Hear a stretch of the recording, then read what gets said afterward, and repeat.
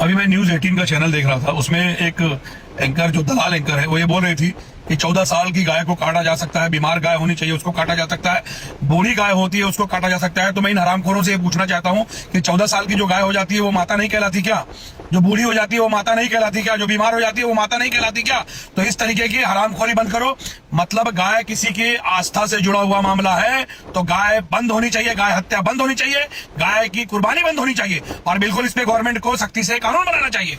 और कोई मुसलमान गाय काटने के लिए नहीं मारा जा रहा है। और मुसलमानों को गाय बेच कौन रहा है? मुसलमान तो गाय पालता नहीं है, तो मुसलमानों को गाय बेच कौन रहा है? तो जो बेच रहा है उन सालों को भी फांसी पे लटकाया जाए और जो काट रहा है उसको भी फांसी पे लटकाया जाए। और गाय के नाम पर जो नफरत बांट कर जो राजनीतिक धंधा किया जा रहा है उस धंधे को बंद किया जाए। क्योंकि गाय के नाम पर जो जिस तरीके से छीछालेदरी की जा रही है और पूरे देश को बांटने का प्रयास किया जा रहा है ये ठीक नहीं है। और मैं बंगाल की हुकूमत को भी कहना चाहता हूं कि ये जो दोगली नीति अपना रहे हैं कि 14 साल की गाय को काटा जाए, सर्टिफिकेट लेके काटा जाए, जिला पंचायत अगर सर्टिफाई कर देता है तो काटा जाए, डॉक्टर की परमिशन लेके काटा जाए कि वो बूढ़ी हो गई है कि नहीं हो गई है।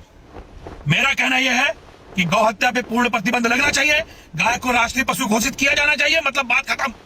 अब इसके ऊपर में अगर कोई सरकार इसको लागू नहीं करती है तो समझ लीजिए कि वो सरकार हिंदू विरोधी है, वो सरकार देश विरोधी है। और मोदी जी और योगी आदित्यनाथ जी, आपसे अपील है, अगर आप जो गाय को माता मानते हो और गाय के नाम पे इतनी बड़ी बड़ी बात करते हो तो अगर तुम्हारे अंदर दम है तो इसको राष्ट्रीय माता, राष्ट्रीय पशु घोषित करो। क्योंकि तुम घोषित कर सकते हो लेकिन नहीं घोषित करोगे, क्योंकि जितने कत्ल खानों में गाय कट रही है वो हुकूमत कटवा रही है। योगी जी खुद कटवा रहे हैं, मोदी जी खुद कटवा रहे हैं, क्योंकि वो जो मांस होता है उसका वो विदेशों में सप्लाई किया जा रहा है। तो हिंदुओं को भी जागरूक होना पड़ेगा, मुसलमानों को भी जागरूक होना पड़ेगा।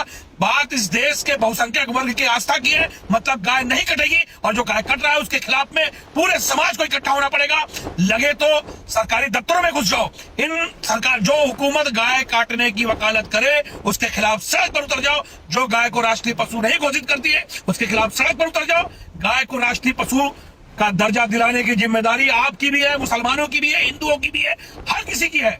और उन राजनीतिक पार्टियों की है जो गाय के नाम पर वोट मांगते हैं, गाय के नाम पर राजनीतिक धंधा कर रहे हैं। उनकी सबसे पहले जिम्मेदारी बनती है कि वो तत्काल प्रभाव से गाय को राष्ट्रीय पशु घोषित करें। किसी मुसलमान को कोई ऑब्जेक्शन नहीं है, पूरा मुसलमान वर्ग इसके साथ में इस बात की पर अपनी सहमति देता है।